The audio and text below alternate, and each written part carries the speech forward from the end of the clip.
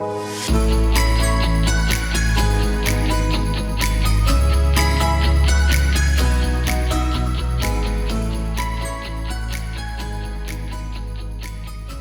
everyone. Thank you for coming to another episode of the Silk Stocking Sisters podcast. I have a special guest. As you all know, all my guests are special, but I have a special guest, Miss Alethia West, who happens to be a neighbor and a friend, a long-time neighbor and friend. And she's going to talk about her experience as a teacher and former administrator in the New York City Board of Education. So, having said that, I just want to say that, I'm thankful to her nephew for assisting her for setting this up. He may have been poking in and out as we see, because this is going to be visual, as people know, as well as audio. So, having said that, I'm your host again, Dr. Teresa Canada, and I want to get started with my guest and ask her a couple of questions, and so she can share with us topics related to her experience in the New York City Board of Education. So, Ms. West, welcome. Thank you. Thank you for giving me the opportunity. Okay, it's a pleasure, of course. And I want to you just share with me exactly what your experience was in the New York City Board of Education. I know you didn't start there, but kind of give us a little overview of what led you to be at the Board of Education. Well, I always wanted to teach, and that was my goal when I graduated from college. But I happened to go to ABC News. I got a good job there as a secretary, was first Black secretary there, and I stayed much longer than I planned to. And so I said, I've got to leave and go back to my first desire, which was to teach. So when I got there, I went to the Board of Education, and they sent me to a school. I went to that school, and the superintendent said to me, not superintendent, the principal said, well, why are you here? I said, well, I have this document from the Board of Ed sent me to this school. She said, well, we have no openings here. So I go back to the Board of Education, and they said, well, why did you go there? And I said, because you sent me there. And then I called my former job, and I said, don't give up my job at ABC, because I don't know what's going to happen. But the long and short of it was, I did get into Morris High School, and that was the first school I went to teach. That was in the Bronx. Oh, okay. So it was Morris High School in the Bronx. Okay. Right. So many people don't know where the Bronx, this is, of course, everybody knows this is New York City. So so tell us more, first of all, a little bit about Morris High School, and then give me more elaboration about that. Okay. Morris High School was known as one of the more difficult schools at which to teach because they had a lot of problems in the school. But I went there, and I did quite well there. My first day, I remember praying through every class, and at the end of the 8th period, everything went well. So I said, this is okay. Once the students get to know you and they know that you care about them and you are for them, you are not likely to have a problem. And I stayed there for several years before I moved on to guidance counselor in another school. Okay. But it was good. So let me ask this question. Let's go back. Sure. In Morris High School, what was the population like in terms of ethnic, racial, linguistic, economics? Can you give us a little background about Yes, that? I can. It was Black and Hispanic. I would say about 50% in that situation. Okay. I don't know if we had any white students, they may have been less than 10, but predominantly Black and Hispanic. Okay. All right. So you're saying that those students really had an appreciation for you, your presence. What was it like you being, were you one of many teachers and of color, or no? No, I was not one of many teachers of color. Most of the teachers there were white. I was one of the few who was Black. Yes. Okay. Do you think that it made a difference for them to see you? Yes. I remember, I think the principal there, I think, was Black. He was having a difficult time because most of the teachers were white, and the union group was also predominantly white. But I can remember one class I was assigned to, very difficult homeroom class. Nobody wanted that class. And the first day I walked in, there was a student standing in the windowsill saying, I am Mr. So-and-so, and please call me that. And so I decided either I'm going to win or they're going to win. So the next day I was there before they came into the classroom. And after that, we had peace. And then they took me out of that class near the middle of the term and gave someone else the homeroom. And one of the students came to find me and asked me to come back. I said, I can't do that. The principal makes you accept the arrangements. But it proved to me that if you accept the students Right. and let them know that you care for them as individuals and you will help them move along, you are not likely to have a problem. And once they accept you, it goes around the school. Oh, that, okay. So like you yes, get a reputation at that that's point, right. right? You get a reputation and you are not likely to have a problem. And that is not to say that I didn't have a problem with one or two students, but basically speaking, I had no problems at that school with those students. Let me So, ask, let's delve mhm, into that just a little bit, because I talk about when of course, in my book, I talk about how I went to this, I desegregated a school where it was predominantly, white students, but they didn't have any Black teachers. And I learned that, I was asking you this question because the school that I initially attended from kindergarten to third grade, my first Black teacher was in my third grade teacher. mhm, And I always think about what you just said about your students in high school. I'm referring back to my experience. When I saw this Black teacher, it elevated my abilities to want to do well, to want to excel. Did you mm. sense that from your students as well in the high school level? Yes, yes. Particularly, I remember in one class, we had to have term papers at the end of the term, or the mid period of the term. Sorry, not in the term, the mid period of the term. Every student in the class brought me a paper, so much so that I went to my what do you call the people in charge of the school, chairperson, Oh, chair of the department. Mhm. chair of the department, and I took her the stack of papers that I had, and she could not believe it. Every student gave me a term paper, and that was characteristically unusual for any class in that. And that has to do a lot with your teacher and your communication with students. So when I hear about school situations like that, you have to look at the teachers in the school. And it's not just Mm. about color, it's about what they believe and feel about the About the students students. they're teaching. Okay. Okay. Interesting. Well, this it just basically kind of confirms the experience that a lot of young people have.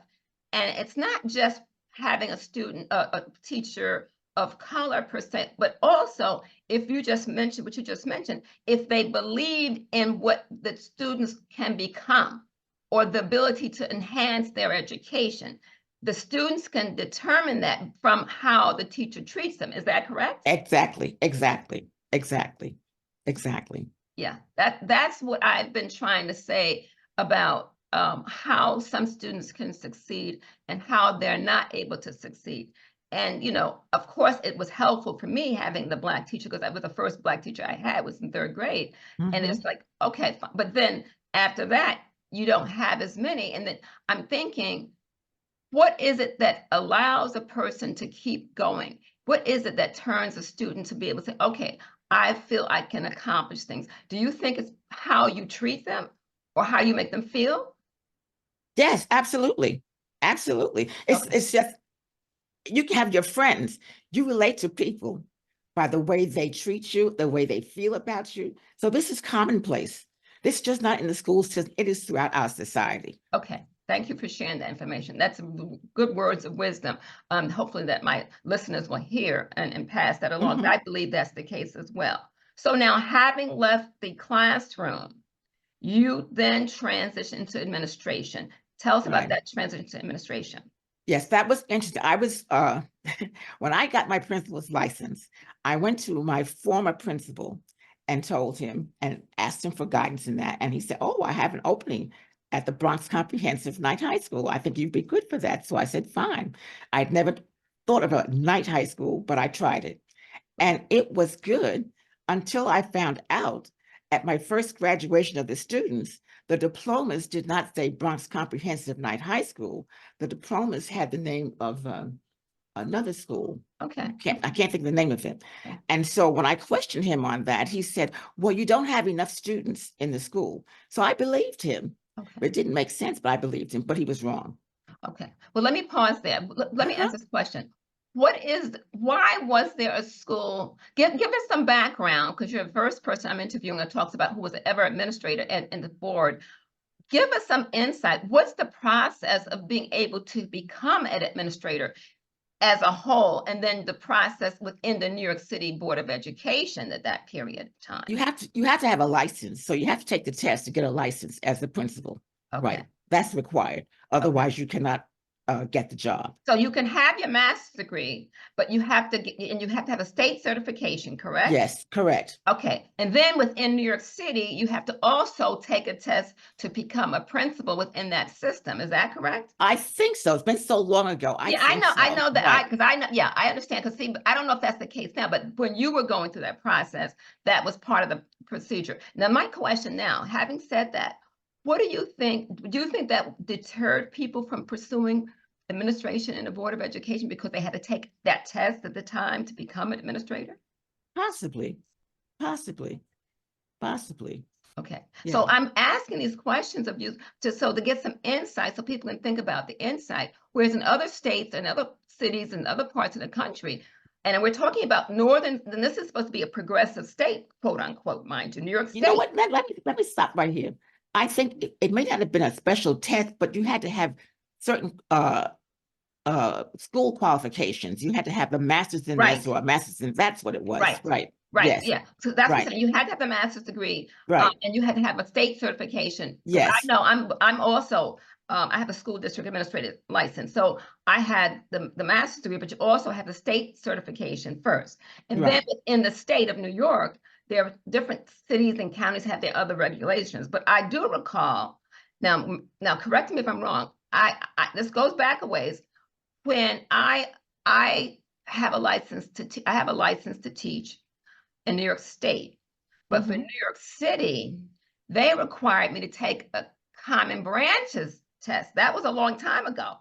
And you had to take a test for just New York City to teach a New York City Board of Education. That's why I'm thinking there may have also been an administrative test as well. I remember taking the test, and I know people who did not pass that New York City common branches test. That's what it's called, to become a classroom teacher. Now, my certification in New York City was called common branches, but the state license was at the time nursery, kindergarten, 1 through 6, because I was elementary. Okay. So I'm wondering, what was the similar certification or license, I should say license, for New York City to become, now was it a distinction between elementary and high school administrators, or was it just one administrative license? I don't recall because it was so long ago, but I'm inclined to say there was a difference between the schools. High school was high school, elementary was elementary. Okay. Yes. So now let's go back to this administrative piece. Okay, what was the difference between the regular day schools and the night schools? Can you tell us the difference? The difference was minimal. So we started the night high schools, we started like 4 o'clock. Between 4 and 5, the students had to report. And we were there until about 9:30 or 10, somewhere like that, because many of the students had jobs, or someone had just dropped out of school and had nothing to do. And so we had a way to bring them back to the system so they can get their high school diploma. Because without a high school diploma, you cannot go anywhere in New York City. You can't even get a decent job. And one of my students now, I see him, he's a bus driver, and he probably would not have had that job had he not gotten his high school diploma at night. Isn't it interesting? Yeah. But I'm just saying so those 9 schools were developed in New York City to provide opportunities for students to get their high school diplomas. To come back to school, and we appeal to the dropouts. They had a list of names of students who had dropped out of the high schools. Oh, okay. And so you go in after that group to bring them back to school to get their high school diploma. And it was very important in that way. That's how we got our names to contact, because the dropout list was there for us to use. Was there a high dropout rate of students during that era? Yes, yes, yes, yes. Okay. You look at the graduation rate, you look at the incoming rate of students into high school, and then you look at the graduation rate at the end of the 4 years, and you can see the difference between the numbers that came in and the numbers that graduated. And that loop is your dropout rate. And so you have those names and addresses, and you go out and you get them. In fact, we even went to some of the churches in the Bronx to speak. I went to one church and the minister said, yes, you'll have a chance. And then he went through the whole sermon and never gave me a chance to say anything at Oh, all. you're kidding. No, nothing. I remember that one clearly. But it happens. It Okay, happens. okay, But okay, you don't give up. You just find okay, another way. Right. okay. So that's how you attracted the students to join the program. Yes. Okay, so now the next question I want to ask you relates to, now, was that okay, now you were a guidance counselor prior to being a principal, correct? Correct. All right, now, in your role as a guidance counselor, were you involved in assisting students to go to college, or was it just basically, what was your role as a guidance counselor? What exactly did you do? And I re and this was in high school, correct? Yes, in high school. Wow. So I let me see. We had to deal with students who weren't coming to school because you had a high dropout rate Okay. or absentee rate and Absentee rates, right, right, right. absentee rate, not Okay, dropout. okay, So it was the question of going in that process. Also, for those students who were doing well, you made sure that they continued to do well by following up on them in regular classes. So it was wherever you saw a need, you had to find a way to address it. okay. And remember, Morris High School was not in an area with a high. Neighborhoods. Well, Uh, describe to the audience about the neighborhood in Morris High Schools. They don't know. I mean, I okay, know, I'm right, familiar, right, but they right. don't know. Can you Right. describe that for It us? was it was a low income area, Okay. and many parents were probably on welfare, etc. So it was not one where it was very progressive. And for the students, there was not a question of them having support at home to continue to go to school or even have a goal of what they wanted to become when they grew up. So you had to take in all of that and kind of put it together and meet their needs in the school system. So it wasn't easy. It was challenging. And for me, it was kind of fun because it was challenging and I like challenges. Okay. But for some people, it might not have been fun. Okay. And Okay. so it depends. So let's go back a little bit, because I think that this was like in like the eight, like you basically were working with, there was a high rate of a lot of students. There were a lot of students still attending high school that time, Yes, correct? yes, right. Okay. And were you one of the few guidance counselors of color? Yes. I think I was the only guidance counselor of color when I was there. Right. So now, so basically your emphasis was placed, and did it change every year? Did the emphasis and priorities change or no? No, I can't remember exactly. I won't say yes or no because I don't have that great a memory of that situation. I just knew that wherever I was concerned about all students, but I knew the Black students needed help and they appreciated my being there because they would sometimes tell me things that they wouldn't say to others. Okay. Right. Okay. Now, the reason I asked that, because I think about, like I said, when I left my neighborhood school in Harlem and attended to the elementary school in the Upper East Side, there were no Black teachers. There was no Black administrators.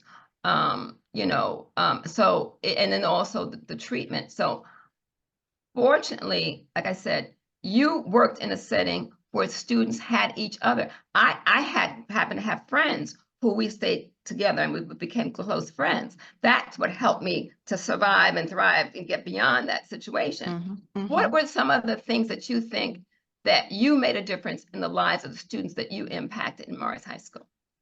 Well, I was honest.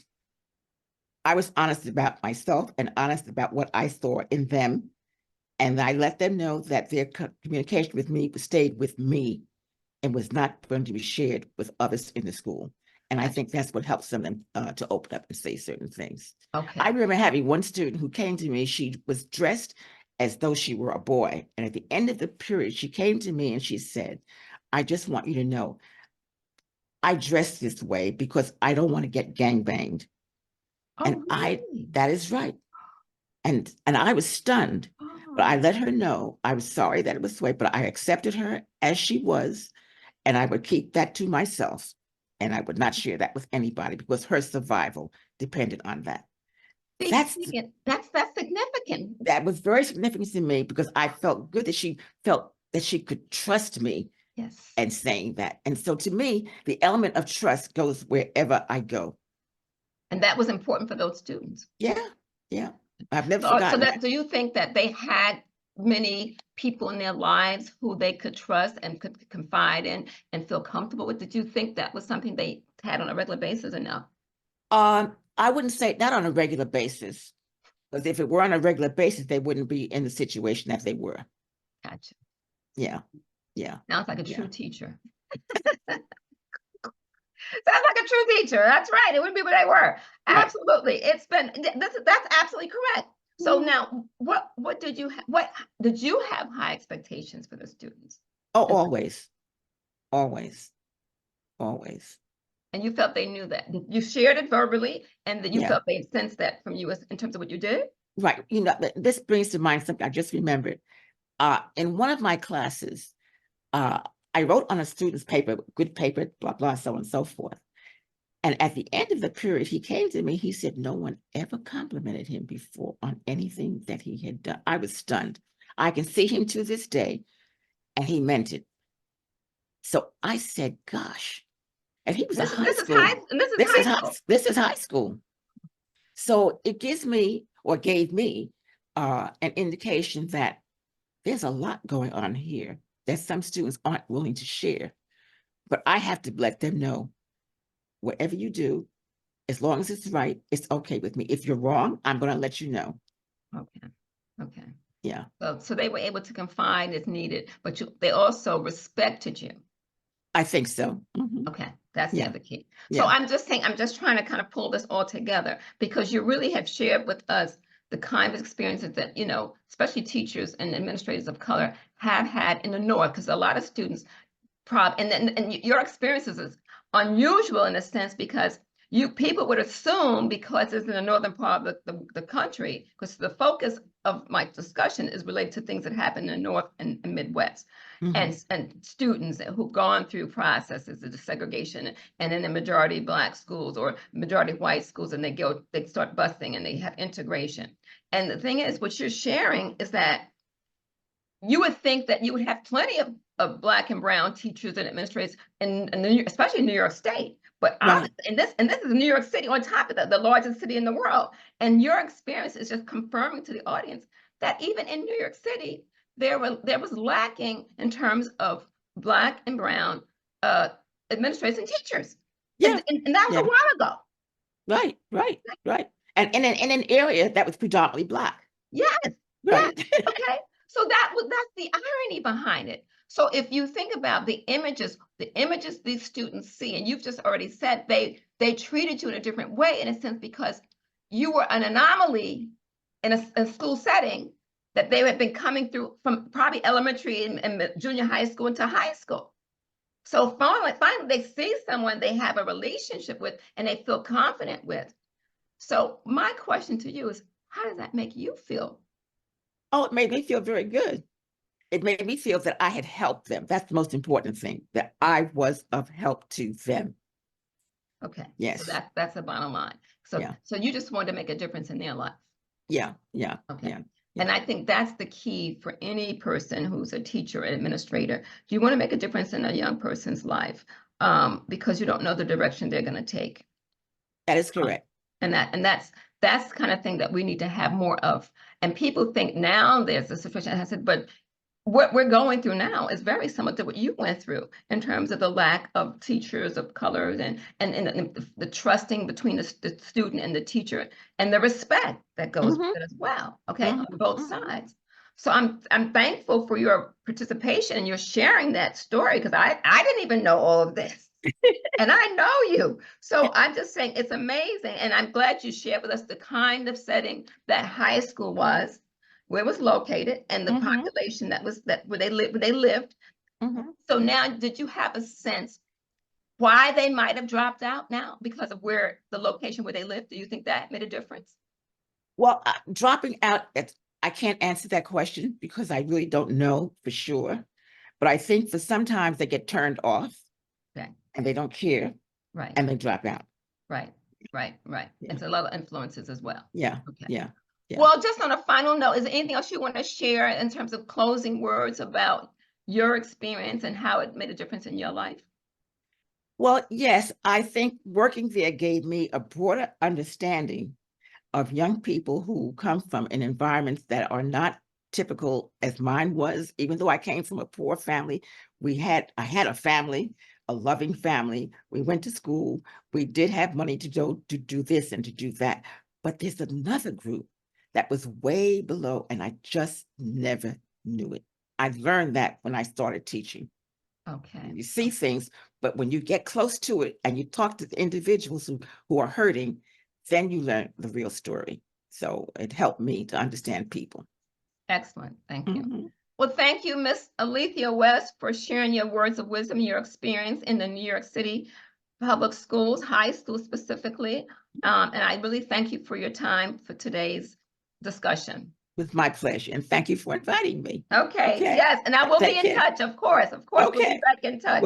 We'll see each other. Okay. Absolutely. All right. Have a great Thank day. you. And thank you, You too. everybody, for another episode of the Silk Stocking Sisters podcast. We'll see you next time.